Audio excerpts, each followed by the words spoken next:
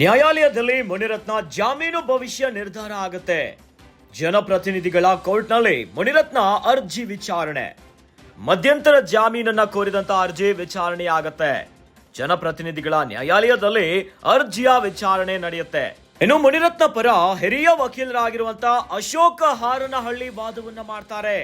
ಇತ್ತ ಮುನಿರತ್ನಗೆ ಜಾಮೀನನ್ನ ನೀಡದಂತೆ ಎಸ್ಪಿಪಿ ಪ್ರತಿವಾದ.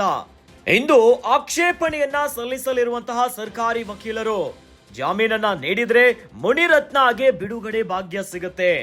ಅರ್ಜಿ ವಜಾ ಆದ್ರೆ ಮುನಿಗೆ ಪರಪ್ಪನ ಅಗ್ರಹಾರವೇ ಗತಿ. ಜಾತಿ ನಿಂದನೆಯ ಪ್ರಕರಣದಲ್ಲಿ ನ್ಯಾಯಾಂಗ ಬಂಧನದಲ್ಲಿದ್ದಾರೆ ಆರ್ಆರ್ ನಗರದ ಬಿಜೆಪಿಯ ಶಾಸಕ ಮುನಿರತ್ನ.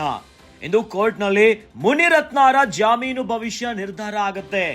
ಜನಪ್ರತಿನಿಧಿಗಳ ಕೋರ್ಟ್ನಲ್ಲಿ ಮುನಿರತ್ನ ಅರ್ಜಿ ವಿಚಾರಣೆ ಆಗತ್ತೆ. ಮಧ್ಯಂತರ ಜಾಮೀನನ್ನ ಕೋರಿದಂತಹ ಅರ್ಜಿ ವಿಚಾರಣೆ ನಡೆಯುತ್ತೆ.